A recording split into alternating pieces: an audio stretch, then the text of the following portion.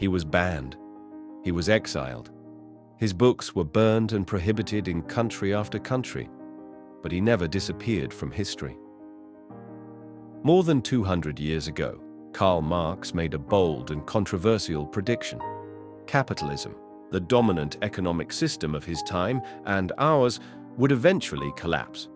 He believed it could not sustain itself indefinitely because its very structure depended on inequality, greed, and recurring crises that would grow more severe over time.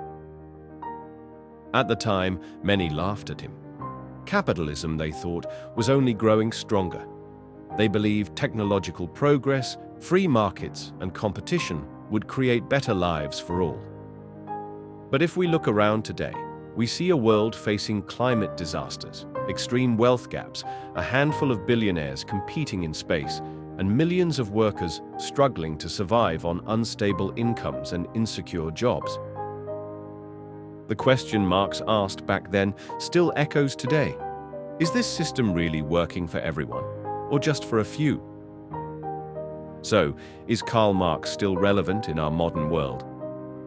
Or was he simply a radical voice of the 19th century whose ideas no longer apply?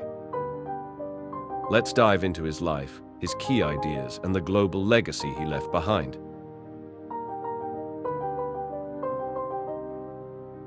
Karl Marx was born in 1818 in the town of Trier, located in present-day Germany. He grew up in a comfortable middle-class household. His father, a successful lawyer, wanted Karl to pursue a stable and respectable career in law or civil service. But Karl had other ambitions.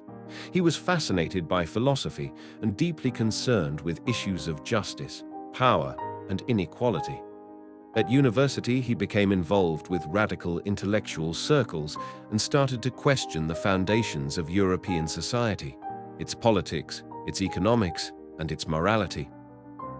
In his early adulthood, Marx moved between major European cities like Berlin, Paris, and Brussels. There, he connected with other political thinkers and activists, including Friedrich Engels, who would become both his friend and collaborator. Marx became known for his provocative articles and writings that sharply criticized monarchies, organized religion, and most importantly, capitalism. His outspoken views led to repeated expulsions, forcing him and his family to live in exile for much of his life. He eventually settled in London, where he lived in poverty, lost 3 of his children to illness, and relied heavily on Engels' financial support. Despite these hardships, Marx remained committed to his work. He spent long hours reading history, studying political economy, and writing. In 1848, he and Engels published the Communist Manifesto, a brief but powerful pamphlet that began with the famous words, "A spectre is haunting Europe, the spectre of communism." In this work, Marx argued that history should not be seen simply as a record of kings, wars, and treaties, but as a history of economic systems and class struggles. He believed that the central conflict of modern times was between 2 main classes: the capitalist class, those who own factories, land, and capital, and the working class, those who sell their labor in order to survive. In Marx's view, capitalism was not a permanent or natural state. It was just one stage in a long historical process, and, like previous systems, it too would eventually be replaced.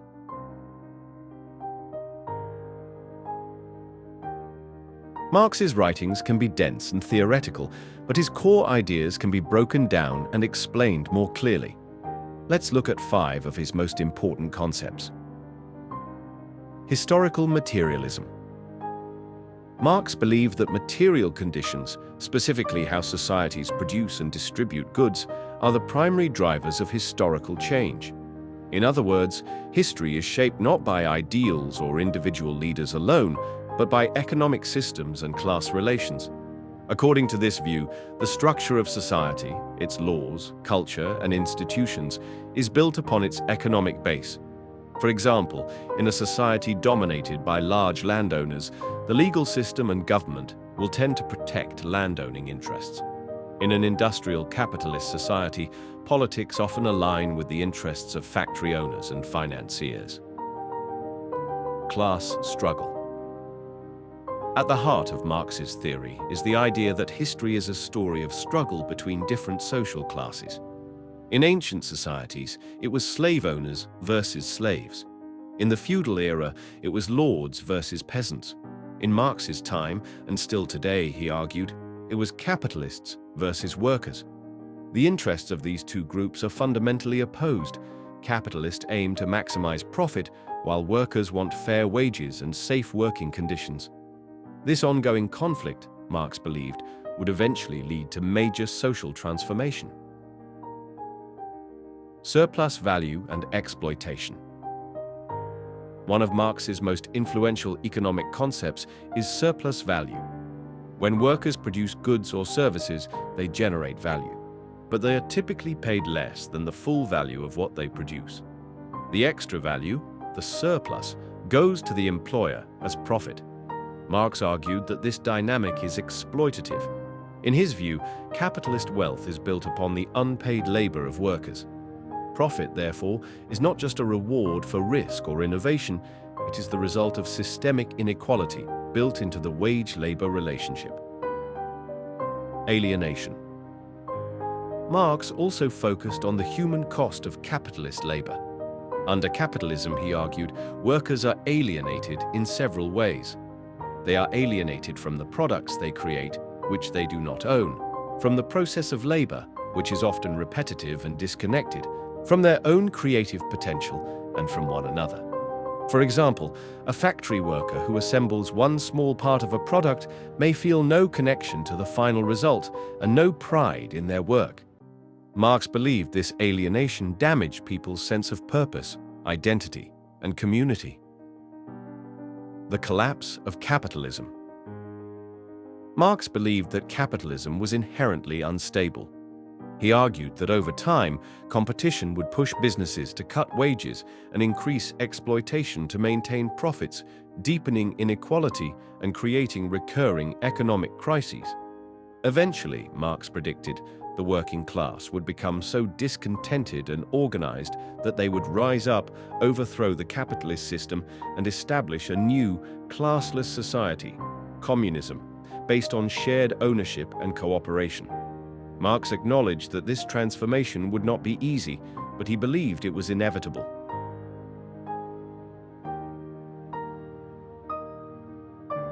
After Marx's death in 1883, his ideas spread throughout Europe and beyond, inspiring political parties, labor unions, and revolutionary movements.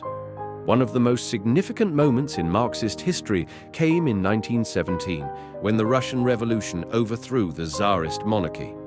Led by Vladimir Lenin and the Bolsheviks, the new Soviet government claimed to be building a society inspired by Marx's principles. However, the realities of governing a vast and diverse country shaped how Marxist ideas were interpreted and applied. Lenin believed that a small, organized leadership group, or vanguard party, was necessary to guide the revolution and protect it from internal and external threats. After Lenin's death, leadership passed to Joseph Stalin, under whom the Soviet Union pursued rapid industrialization and state control.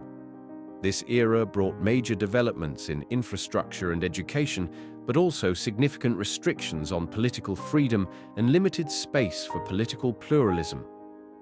In China, Mao Zedong led a revolution that adapted Marxist ideas to the conditions of a largely rural, agricultural society. The Chinese Communist Party emphasized land reform, mass mobilization, and the role of the peasantry. The country experienced major transformations, along with difficult periods such as the Great Leap Forward and the Cultural Revolution. Other Marxist-inspired movements took place in Cuba, Vietnam, and parts of Africa and Latin America. These revolutions achieved varying degrees of social and economic change, with complex outcomes shaped by local conditions and global pressures. By the late 20th century, many of these Marxist governments were facing economic difficulties and growing calls for reform. In 1991, the Soviet Union officially dissolved, and many Eastern European countries transitioned away from single-party rule. At that time, some declared that Marxism was finished and that capitalism had decisively triumphed.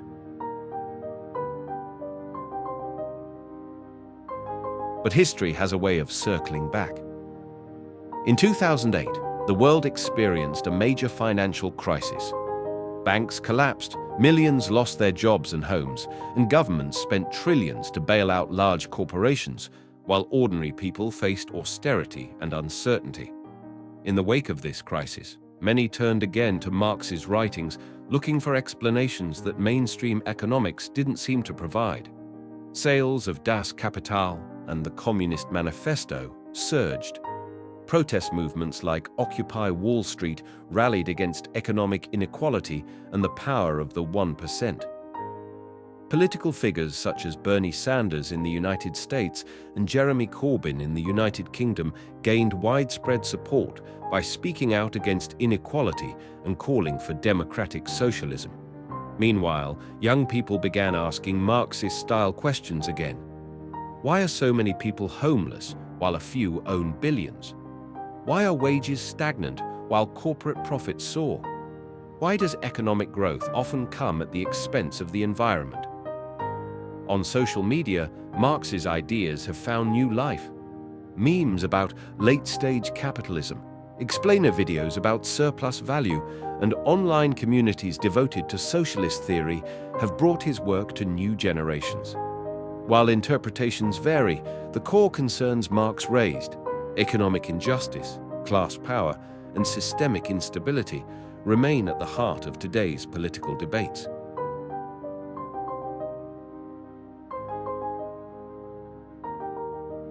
So, is Karl Marx still relevant today?